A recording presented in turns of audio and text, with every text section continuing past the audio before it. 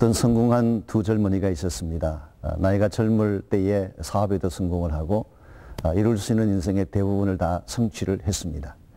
그래서 무엇인가 좀 더 재미있는 것이 없을까라는 호기심으로 그들은 집차 한 대를 빌리고 아프리카 지역을 여행하기 시작을 했습니다. 그러던 중에 사막을 통과하던 중에 예기치 않던 모래바람을 만나면서 사막에서 차가 뒹굴고 그 사막 한복판에 던져지게 됐습니다. 사흘 동안을 정말 고통 가운데서 헤매이다가 구사일생으로 어떤 마을 사람들의 도움으로 그들이 생명을 건지게 되었습니다.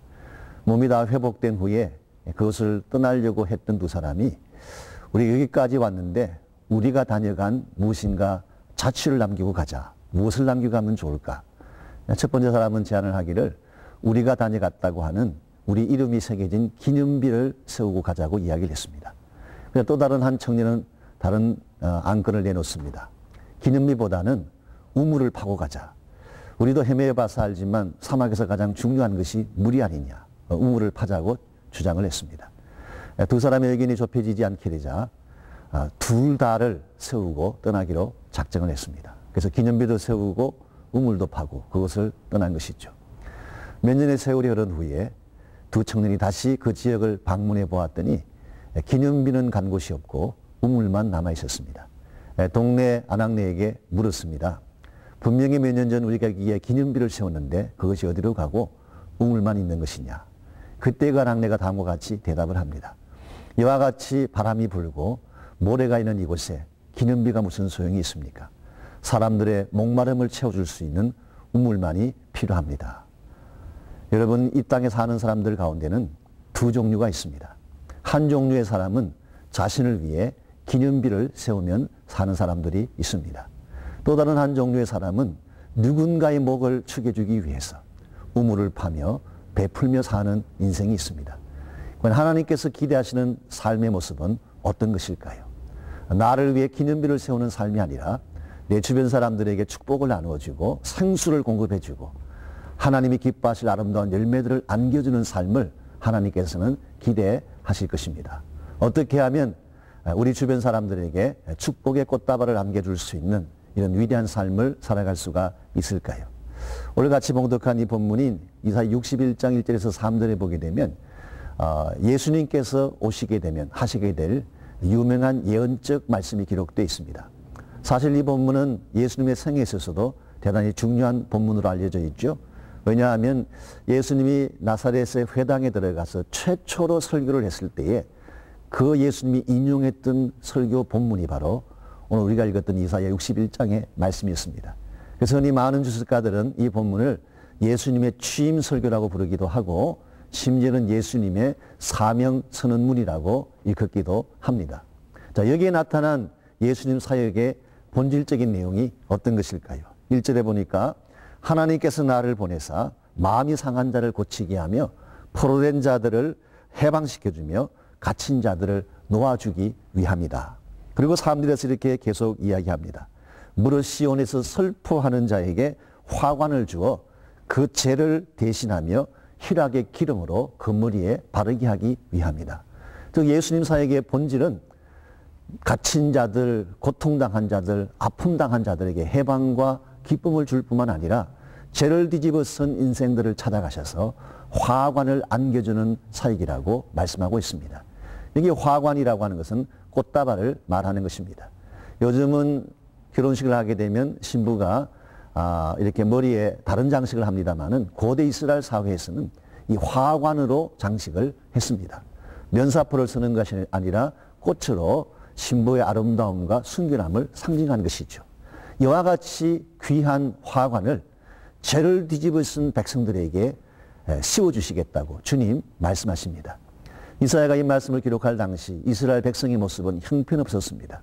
그들의 죄악으로 말미암아 나라는 멸망하고 온 도성은 불타지게 되고 정말 그들의 현실이야말로 죄를 뒤집어 쓴 것 같은 어두운 현실이었습니다.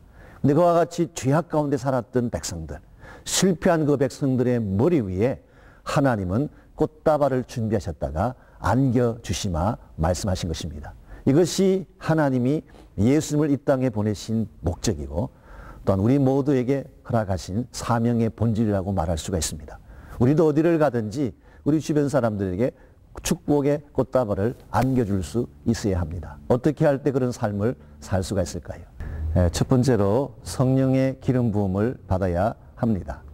오늘 말씀 1절을 보니까 예수님께서 사역을 하실 때에 하나님께서는 여호와의 신이 그에게 임하게 하시고 여호와의 신을 기름 부어주셨다고 오늘 성경은 밝히고 있습니다.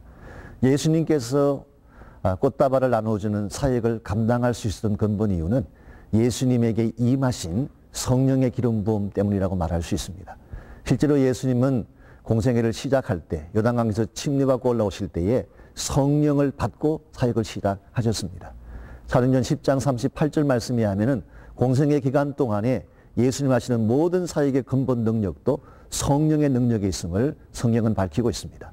하나님께서 나사렛 예수에게 능력과 성령을 기름 붓듯 부어주시며 그가 여러 곳을 두루다니며 마귀에게 눌린 자들을 고쳐주시고 질병들을 치료해 주셨다고 성경은 밝히고 있습니다. 예수님의 사역의 본질이 성령이 있었다면 오늘 여러분과 저의 사역도 마찬가지입니다. 성령의 기름 부음 받지 아니하고 누구를 축복할 수가 없습니다. 우리 인간의 본성이라고 하는 것이 악한 것이기 때문에 다른 사람을 복되게 한다는 것이 쉽지 않습니다. 그러나 성령 받게 되면 우리는 정말 힘든 사람들을 찾아가서 그들에게 복을 나누어 줄 수가 있고 그들을 축복할 수가 있고 꽃다발을 안겨주며 생수를 공급해 줄 수가 있습니다. 이런 면에서 우리 모두가 성령의 기름 부음을 받아야 합니다. 두 번째로 우리가 꽃다발을 안겨주기 위해서는 보내심을 받아야 합니다. 내 사역 현장에 파송받고 보내어져야 된다고 하는 것이죠. 오늘 1절을 보면 예수님은 어디로 보내신다고 말씀하십니까? 마음이 상한 자에게로, 갇힌 자에게로, 포로된 자에게로 예수님은 보내심을 받았다. 보냄받은 이유가 무엇일까요? 보냄받아야만 상처받은 자들을 고쳐줄 수 있기 때문에, 보내심 받아야만 그들을 감옥에서 이끌어내고 갇힌 현실에서 그 결박을 풀어주실 수 있기 때문에 우리는 그냥 내가 앉아있는 현장에서 다른 사람들을 축복하는 삶을 살 수가 없습니다. 우리가 진실로 누군가를 축복하려면 그들 가운데 찾아가야 됩니다. 그들을 만나야 돼요. 그들 속에 들어가서 그들의 필요를 잘 알고 그들의 필요를 채워줄 수 있는 사역을 감당할 때에 우리도 꽃다발을 안겨주는 인생을 살아갈 수가 있습니다. 세 번째로 필요한 것이 대가 지불입니다. 어떤 좋은 사역도 대가를 지불하지 않고 이루어지는 법은 없습니다. 오늘 3절에 보게 되면 이런 말씀을 하십니다. 그들로 의의 나무를 삼아서 하나님의 영광을 나타낼 자라 일컫고 싶다. 사실 이 당시 이스라엘의 모습은 결코 의롭지도 않았고 하나님의 영광을 나타낼 입장이 있지 않았습니다. 그러나 하나님은 그들을 의롭게 만들고 영광스럽게 일컫겠다고 설명하십니다. 이것은 무엇을 전제로 한 것일까요? 예수님의 십자가를 전제로 하는 것입니다. 십자가 사건을 통하여 우리가 의롭게 되었고 하나님을 영원롭게 할 자로 세움 받은 것입니다. 이와 같이 예수님께서 우리를 세우시기 위해서 자기 생명을 희생해 주시고 전생애를 바쳐 주신 것처럼 우리도 희생의 대가 지불이 필요합니다. 나에게 있는 것들을 과감히 나눠줄 수 있고 내가 가장 소중히 여겼던 옥합을 깨뜨릴 수 있을 때에 이 옥합의 향기가 우리 주변을 가득 덮고 수많은 사람들에게 아름다운 영향을 끼쳐서 우리 주변을 하나님이 기뻐하실 영광된 나라로 만들어 갈 것입니다. 이런 면에서 오늘 여러분들께서 누구를 만나든지 어디를 가든지 축복의 꽃다발을 선사하며 사는 여러분 모두가 되시기를 주의 이름으로 축원합니다. 기도하겠습니다. 하나님, 우리에게 긍휼과 은혜를 베푸셔서 구속해 주신 것처럼 우리도 이제는 이 사명을 가지고 이 세상 속에 들어가서 상처받은 자, 고통당하는 자, 결박당한 자들을 풀어내며 그들을 복되게 할 수 있는 인생을 살도록 은혜를 부어 주시옵소서.